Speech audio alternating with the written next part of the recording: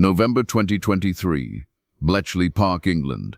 The same historic site where Alan Turing broke the Nazi Enigma code during World War II was about to host another pivotal moment in history. But this time, the battle wasn't against fascism.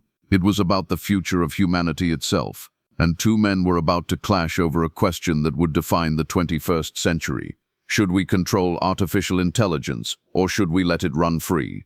Prime Minister Rishi Sunak stood in the grand entrance hall, adjusting his tie for the 5th time. Outside, media trucks lined the driveway. Inside, tech CEOs, AI researchers, and government officials from 40 countries waited. This was his moment, the UK AI Safety Summit, his chance to position Britain as the global leader in responsible AI development, his legacy project. But there was one guest who made him nervous. One person who could either validate everything he was trying to do or completely destroy it. Elon Musk, the richest man on Earth, the CEO of Tesla, SpaceX, and the controversial owner of X, formerly Twitter. A man who built electric cars, launched rockets, and now wanted to wire human brains to computers. A man who tweeted conspiracy theories at 3 a.m., fired thousands of employees without warning, and somehow still commanded the worship of millions. Rishi's chief of staff, David, approached quietly. "Sir, Musk has arrived. He's wearing a t-shirt." Rishi closed his eyes briefly. "Of course he is. Is it at least a nice t-shirt? It says Occupy Mars on it." Rishi sighed. "Let him in." The doors opened, and there he was. Elon Musk. Tall, slightly awkward posture, thinning hair, wearing dark jeans and that ridiculous Mars t-shirt under a leather jacket. He looked like he'd just walked out of a Silicon Valley garage, which in a way he had. "Prime Minister," Elon said, extending his hand. "Thanks for the invite." Rishi shook it, forcing a smile. "Mr. Musk, welcome to Bletchley Park. This place has quite a history." Elon glanced around at the ornate architecture, the oil paintings of British military heroes, the crystal chandeliers. "Yeah," he said flatly. "You guys love your old buildings. We should be building the future, not preserving the past." The first jab. Less than 30 seconds in, Rishi kept his composure. "That's exactly why we're here, to build a safe future for AI." Elon's expression shifted. Just slightly. A flicker of something, skepticism, maybe amusement. "Safe," he repeated. Interesting word choice. They walked through the hall together, cameras flashing. Reporters shouted questions. "Prime Minister, will you regulate AI?" "Elon, do you think AI will kill us all?" Neither of them answered, but inside both were already preparing for war. Because what the world didn't know yet was that this summit, this historic meeting, was about to become a battleground. Not with weapons, not with armies, but with ideas, and only one vision would survive. The summit began with formalities, speeches about cooperation, warnings about existential risk, graphs showing exponential AI growth. Everyone nodded politely. Everyone except Elon. He sat in the 3rd row, legs crossed, scrolling through his phone. Occasionally he'd look up, smirk, then go back to his screen. Rishi noticed. From the stage between talking points about regulatory frameworks and international standards, he could see Elon wasn't paying attention, and it bothered him more than it should have. After the morning session they broke for lunch. A carefully curated menu. Sustainable Scottish salmon, organic vegetables, vegan options, all very proper, very British, very boring. Elon grabbed a sandwich and disappeared into a side room. Rishi followed. Not immediately. That would seem desperate. He waited 5 minutes, then casually walked in as if he'd just happened to be passing by. Elon was standing by the window, looking out at the gardens. "Mr. Musk," Rishi began, "I wanted to get your thoughts on the morning discussions." Elon didn't turn around. "Honestly," he said, "it was theater." Rishi bristled. "I beg your pardon." Elon finally looked at him. "Theater," he repeated. "Everyone up there talking about risk and safety, but nobody talking about what actually matters." "And what matters, Mr. Musk?" "Innovation," Elon said simply. "Progress. Humanity becoming multiplanetary. Merging with AI so we don't become obsolete. That's what matters. Not bureaucrats in suits creating regulations that'll be outdated before the ink dries." Rishi took a breath, measured, controlled. "With all due respect, innovation without guardrails is reckless. We've seen what happens when technology moves faster than society can handle it. Social media, misinformation, mental health crises in young people." Elon laughed, a sharp, dismissive sound. And your solution is to slow everything down. Make it safe, wrap it in red tape. Prime Minister, humanity didn't get to the moon by playing it safe. We got there by taking massive risks, by betting everything on an impossible dream. That's how progress works. You don't regulate your way to greatness, you build your way to it. Rishi felt his jaw tighten. We're not talking about going to the moon, Mr. Musk. We're talking about artificial intelligence that could surpass human intelligence. Systems that could make decisions we don't understand. Risks we can't even imagine. So what? Elon shot back. We stop. We put up a fence and say sorry. Too dangerous. Let's not build anything that might challenge us. That's not leadership, Prime Minister. That's cowardice. The room went silent. Outside, people were laughing, networking, oblivious to the fact that inside this small room, a philosophical war had just been declared. Rishi stepped closer. His voice dropped. Quiet but firm. Mr. Musk, I understand your perspective, but I have a responsibility to 67 million people in the United Kingdom. I can't just let technology run wild and hope for the best. Elon met his gaze, didn't blink, and I have a responsibility to the future of the human species, not just the people alive today, but the billions who will come after us. And if we slow down now, if we let fear drive policy, we'll hand the future to China. To authoritarian regimes that don't care about your ethical guidelines. They'll build the AI, they'll colonize space, and Britain, he gestured around. Britain will be a museum. That hit. Musk felt it land, because deep down he worried Elon might be right. But he couldn't admit that. Not here, not now. Instead, he said calmly, then perhaps we'll be a museum that still has its soul. Elon smiled. A thin, cold smile. Good luck with that, Prime Minister. He walked past Rishi and out the door, leaving Rishi standing alone, and for the first time since announcing this summit, he felt a creeping sense of doubt. That afternoon, the summit continued with panel discussions. Tech CEOs, academics, government ministers, all debating the future of AI. But the real drama was happening in the side conversations, in the hallways, in the whispered debates during coffee breaks. Because word had spread about the confrontation between Rishi and Elon. People had seen them arguing. People had heard the tension in their voices. One tech journalist approached Elon during a break. Mr. Musk, there are rumors you and the Prime Minister had a disagreement. Can you comment? Elon didn't hesitate. We have different philosophies. He wants to regulate. I want to innovate. History will judge which approach was right. The journalist pressed further. Are you saying regulation is wrong? I'm saying, Elon replied, that excessive regulation killed innovation in Europe for the last 50 years. And if Britain follows that path, it'll become irrelevant. The quote went viral within an hour. Headlines started appearing across news sites and social media. Elon Musk warns Britain risks becoming irrelevant with AI regulation. Musk to Sunak. Choose innovation or irrelevance. Tech titan clashes with Prime Minister over AI future. In Downing Street, Rishi's communications team was in crisis mode. Sir, we need to respond immediately. Elon Musk is dominating the narrative. Every tech outlet is running with his quotes. Rishi sat at his desk, staring at his computer screen. X, formerly Twitter, was exploding with reactions. Some people defended him. Finally, a leader thinking about safety, not just profit. About time someone stood up to tech billionaires. Others mocked him relentlessly. Sunak is trying to regulate what he doesn't understand. Classic politician move. Bureaucrats always kill innovation. This is why Britain lost its empire. But the overwhelming majority seemed to side with Elon. Because Elon had something Rishi didn't. A cult-like devotion from millions of tech enthusiasts who saw him as a visionary prophet of the future. People who believed that any obstacle to technological progress was an obstacle to human destiny itself. And Rishi Sunak, in their eyes, had just become that obstacle. Rishi called his senior advisors into his office. His press secretary, his policy director, his chief of staff. They gathered around the table, all looking concerned. We need to clarify our position, Rishi said firmly. Make it clear we're not anti-innovation, we're pro-safety. There's a difference.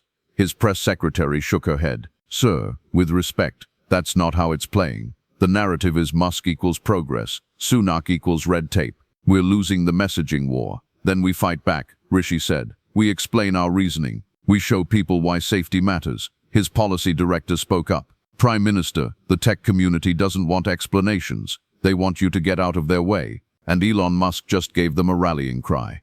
Every AI startup in Britain is now wondering if they should relocate to Silicon Valley or Dubai or Singapore. Anywhere without regulation. Rishi felt frustration rising. So what do you suggest? That I just abandoned safety concerns because a billionaire disagrees with me. No one answered, because they all knew the impossible position he was in. Do nothing and risk AI running wild. Do something and risk Britain falling behind in the most important technology race in human history. There was no easy answer, and Elon Musk knew it. That's why he was winning. By evening, the media firestorm had reached mainstream news. The BBC led with it. CNN ran segments about the clash.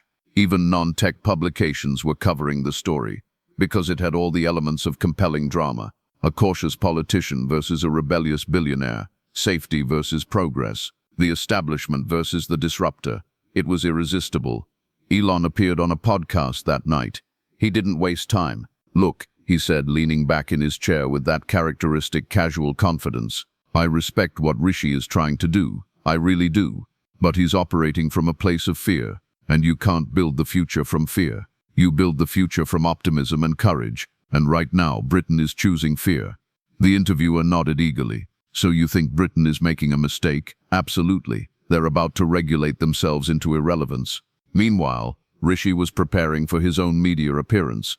A carefully arranged interview with a friendly journalist who would let him explain his position properly. He sat in the Downing Street media room, makeup applied, microphone clipped to his jacket. The cameras started rolling. Prime Minister, the journalist began, Elon Musk says you're choosing fear over progress. How do you respond? Rishi had rehearsed this answer. I'm choosing responsibility over recklessness. There's a difference. Every major technology in history, from nuclear power to genetic engineering, required thoughtful regulation, not to stop progress, but to ensure it benefits humanity. AI is no different. It sounds reasonable when he says it, measured, responsible, but the problem is, reasonable doesn't go viral. Reasonable doesn't inspire millions. Reasonable doesn't win culture wars. Elon's soundbite, on the other hand, spread like wildfire. You can't build the future from fear. Tech Twitter loved it. Crypto Twitter loved it. Even people who normally hated Elon Musk found themselves agreeing with him on this one, because it tapped into something deeper, a belief that government, by its very nature, was an obstacle to progress.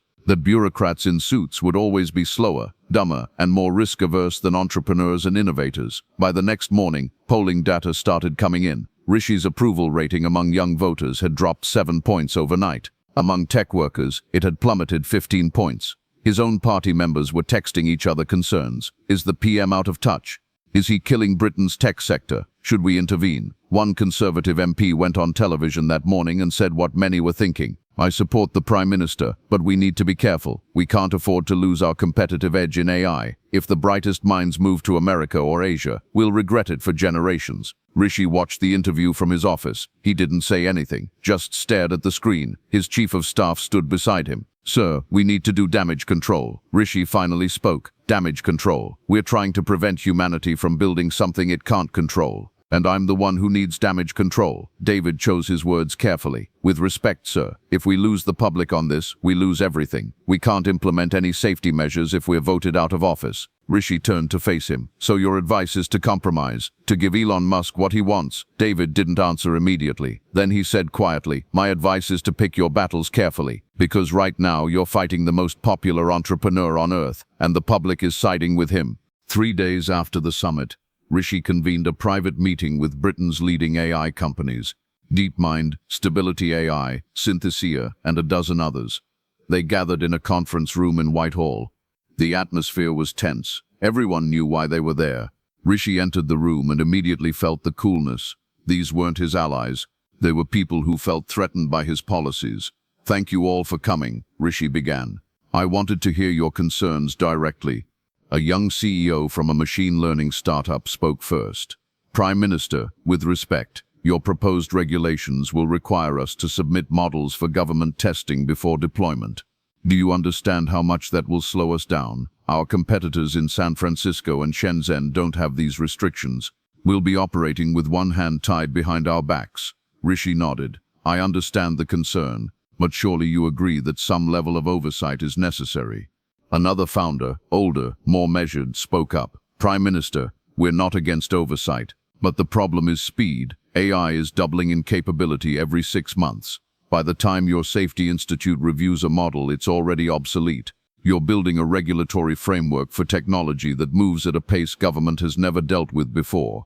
Rishi leaned forward. Then help me understand. What would you do? How do we ensure safety without killing innovation? The room went quiet. Finally, one of the researchers from DeepMind spoke. Honestly, Prime Minister, I don't think government can move fast enough. I think the industry needs to self-regulate. We need standards that we create and enforce ourselves. Government should observe, not control. Rishi felt a familiar frustration. But self-regulation is what led to the problems we have with social media. Misinformation, election interference, mental health crises among teenagers. You're asking me to trust the same model that failed spectacularly in the last tech revolution. The DeepMind researcher didn't back down. Social media isn't AI. The stakes are higher, yes. But the solution isn't to slow everything down. The solution is to move faster and smarter.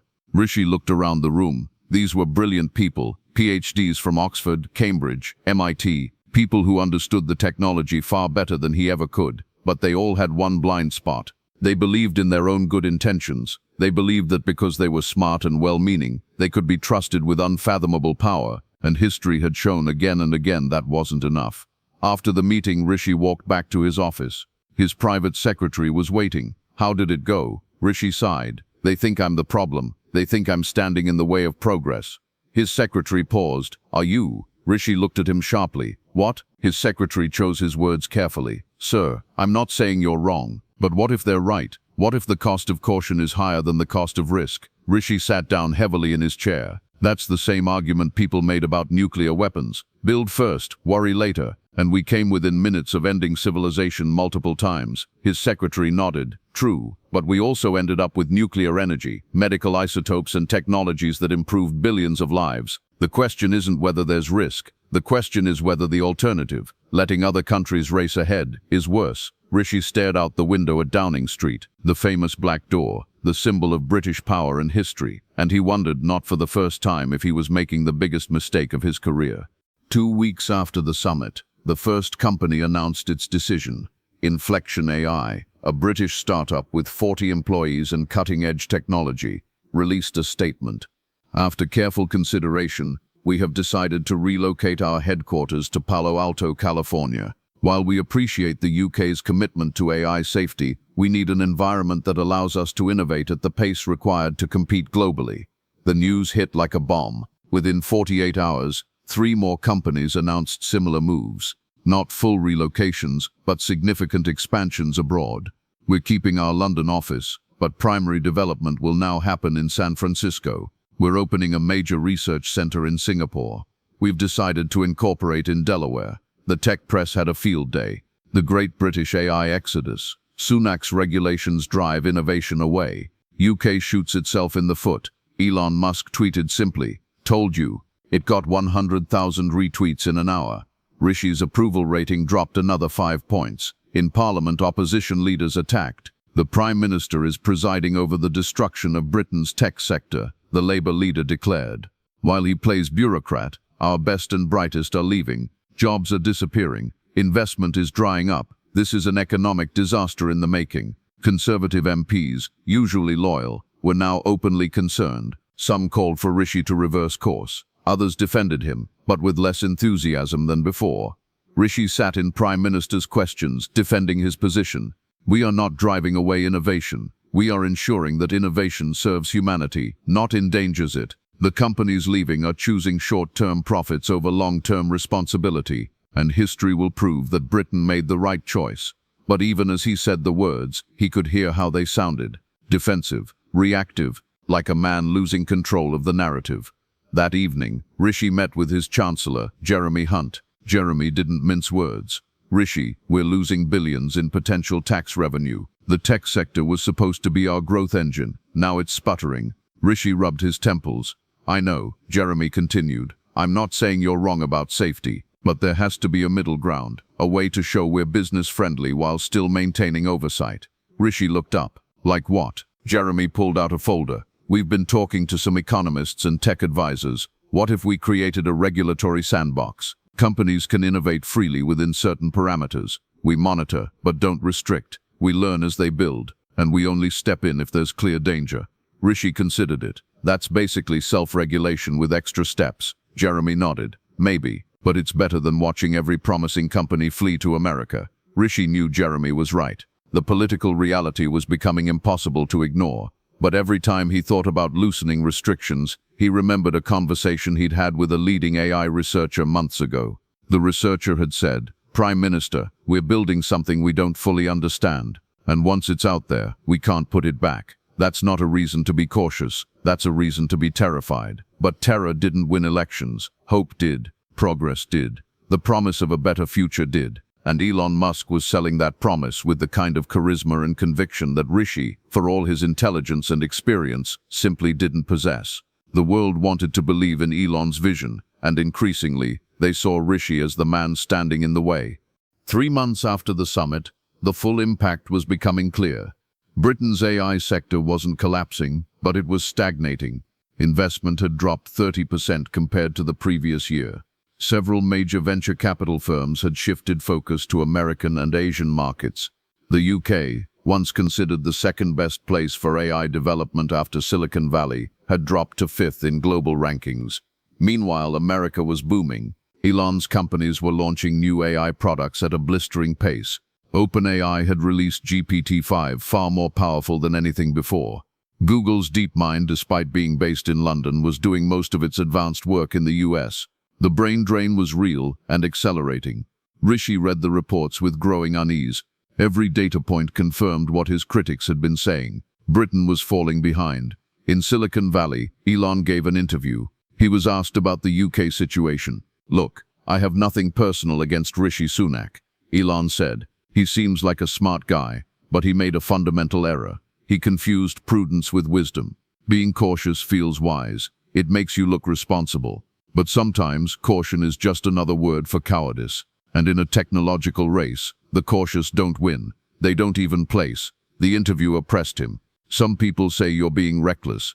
That AI could genuinely pose existential risks." Elon shrugged. "Maybe.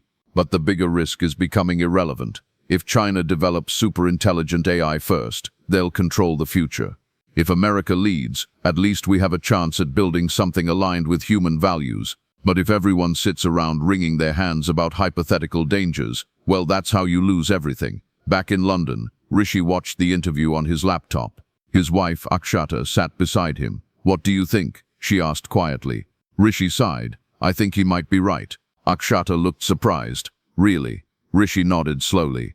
"Not about everything, but about the fundamental problem. I chose safety over speed, and in a race, that's how you lose. But the question I keep asking myself is, lose what? The race, or our humanity?" Akshata placed her hand on his. "You did what you thought was right. That's all anyone can do." Rishi smiled sadly. "Sometimes doing what's right still leads to disaster." His phone buzzed. Another notification. Another article about Britain's declining tech sector. Another poll showing dropping approval ratings. He turned off the phone. The next morning, Rishi made a decision. He called a meeting with his cabinet. He walked in with a revised policy paper. "We're adjusting our approach," he announced. "We'll maintain safety standards, but we're creating fast-track approval processes for companies that meet certain criteria. We're reducing bureaucratic delays. We're offering tax incentives for AI research. And we're making it clear, Britain is open for business." His ministers looked relieved. Some actually smiled. It was the compromise they'd been hoping for. A way to save face while backing down from the hard line. But Rishi felt something else. Not relief, not satisfaction. Just a quiet, gnawing sense that he'd lost something important. That he'd allowed fear of political consequences to override his judgment about what was right. Later that day, the new policy was announced. The tech press celebrated it as a victory. Sunak blinks. UK reverses course on AI regulation. Britain tries to win back tech companies. Elon Musk tweeted, "Good, progress," with a thumbs-up emoji. Rishi's approval rating ticked up slightly. Conservative MPs breathed easier. But that night, alone in his study, Rishi Sunak wondered if he'd just made the mistake of his life. 6 months after the summit, the landscape had shifted entirely. Britain's new, more relaxed regulatory framework had slowed the exodus of tech companies. A few even returned. Investment started flowing again. Headlines became more positive, but Rishi couldn't shake a feeling of unease, because the AI itself was evolving faster than anyone had predicted. GPT-5 wasn't just better than GPT-4. It was transformative. It could write entire novels indistinguishable from human authors. It could code complex software from simple descriptions. It could diagnose medical conditions with accuracy exceeding most doctors. And it was getting better every month. Elon's other ventures were advancing rapidly too. Neuralink had begun human trials. Tesla's full self-driving was approaching genuine autonomy. SpaceX was planning permanent Mars colonies. The future Elon had promised was arriving. Fast, and Rishi had to admit, it was impressive. But something else was happening too. Deepfakes had become so sophisticated that no one could trust video evidence anymore. AI-generated misinformation flooded social media faster than fact-checkers could respond.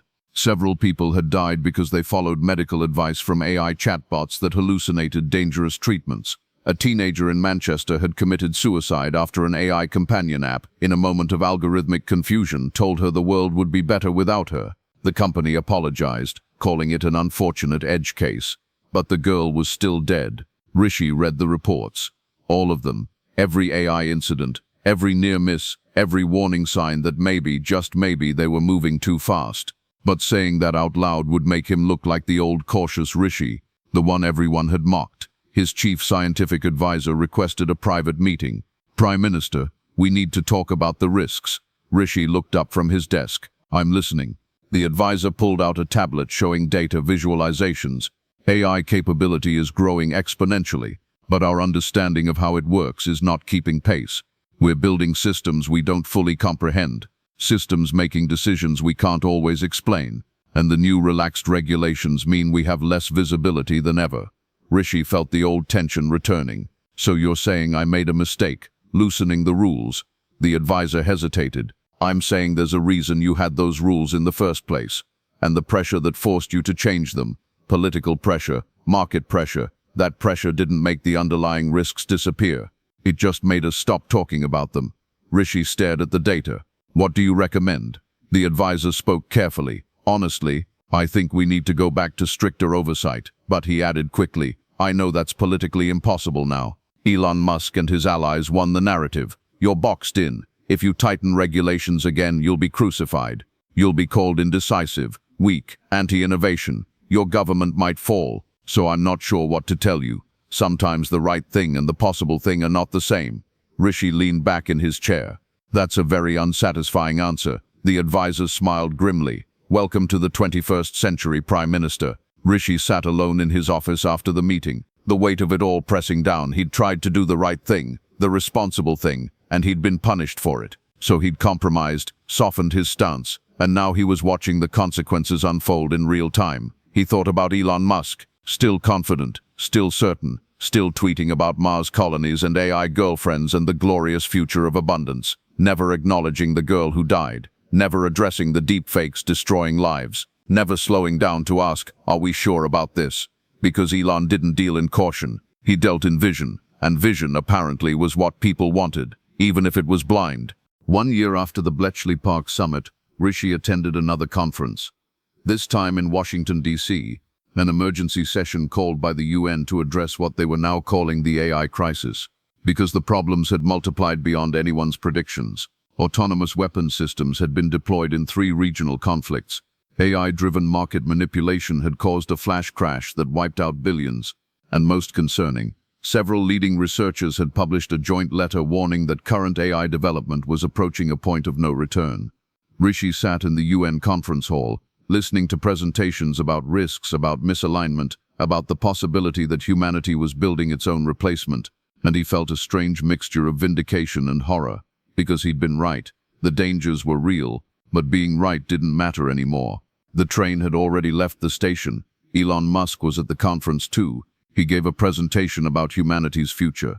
As always, it was compelling, inspiring even. He talked about abundance, about solving poverty and disease, about humans becoming an interplanetary species. He mentioned risks briefly, acknowledging them with a casual wave of his hand, but dismissed them as manageable with proper engineering. The audience applauded, because people wanted to believe. They needed to believe. During a break, Rishi and Elon found themselves in the same hallway. They hadn't spoken directly since Bletchley Park. There was an awkward moment of recognition. Then Elon approached. "Prime Minister," he said. It was neither warm nor hostile, just neutral. "Elon, how have you been?" "Busy. You?" Rishi smiled tightly, watching the future unfold. Elon nodded. "Your regulations got softer. Good move." Rishi looked at him carefully. "Was it?" Elon seemed genuinely curious about the question. You tell me, did it help Britain? Rishi considered his answer. It helped Britain's tech sector. Whether it helped Britain, I'm not sure yet. Elon tilted his head. You still think I was wrong? Rishi met his gaze. I think you were certain. There's a difference between being certain and being right. Elon smiled, spoken like a true politician. Always hedging. Rishi felt a flash of frustration. It's not hedging to admit complexity. The future of AI isn't a simple binary choice between innovation and regulation. It's navigating competing risks where both paths lead to potentially catastrophic outcomes. You chose speed. I chose caution. We both might be wrong. Elon's expression shifted, more serious now. Look, Rishi, I get it. You had an impossible job, but here's what you don't understand. The race is already over. China has committed everything to AI dominance. America is sprinting to keep up. If Britain had stayed cautious, you wouldn't have prevented anything. You would have just been left behind while the rest of the world charged ahead.